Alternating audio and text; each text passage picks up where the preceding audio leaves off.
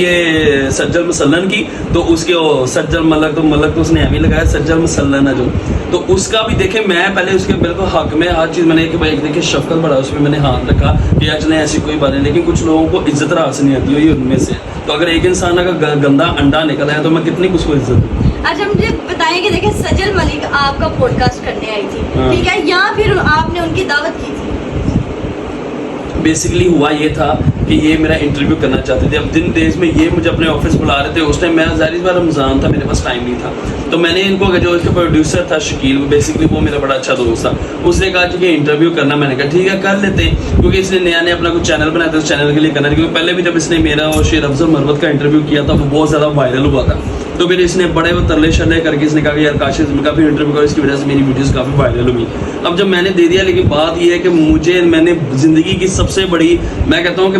انسان پرکھنے میں مجھ سے غلطی ہوگی کہ یار مجھے نہیں تھا پتا کہ جن کو میں اتنی عزت دے رہا ہوں میں نے اپنے گھر پہ بلا لیا. یہ اسی قابل ہے کہ یہ سڑکوں پہ رہے ہیں, سڑکوں پہ جس حد تک یہ رہتے ہیں نا وہاں پہ ان کو جس طرح کے یہ لوگ ملتے رہتے ہیں, یہ اسی طرح کا ان کا کیلیبر ہو چکا ہے, تو ان کو یہ قابل ہی نہیں ہے سجل مسلن جیسے لوگ کہ یہ آگے گھروں میں ان کو اپنے بٹھائے جائیں یا عزت دی جائے. بس آپ نے نا کھانا سارا مزیدار, تو اس میں دہی بھلے نہیں رکھے تھے, بس وہ ناراض ہو رکھے تھے دہی بھلے چھوڑ کے, میں کہتا ہوں پتہ نہیں شاید اس نے وہ چیزیں کھائی ہوئی جو ساری چیزیں میں نے رکھی ہوئی تھی, 13 سے 14 قسم کی میں نے صرف آئٹمز ایسی رکھی ہوئی تھی کہ یہ سارا وہی کھا کے, سے کھانا کھانے کی ہمت نہیں تھی ہوئی, کہتے ہیں وہی کھا کے رہ چکے ہیں. تو آپ مجھے بلا رہے تھے دعوت پہ. موسٹ ویلکم میری بہن, وہ تو مسئلہ ہی کوئی نہیں ہے. اچھا چلے آپ نے بہن کے آتی پھر نہیں میں آتی.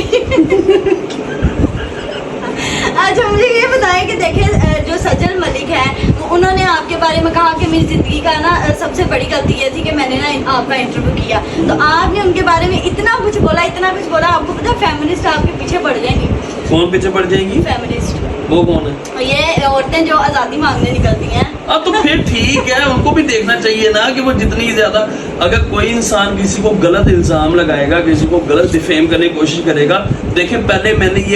حد تک میں نے یہی کوشش کی کہ یہ اپنے الفاظ واپس لے جو اس نے الزام غلط لگائے. دیکھیں اس میں میرا قصور نہیں تھا, میں نے ایک انسان کو فیملی میں لا کے اتنی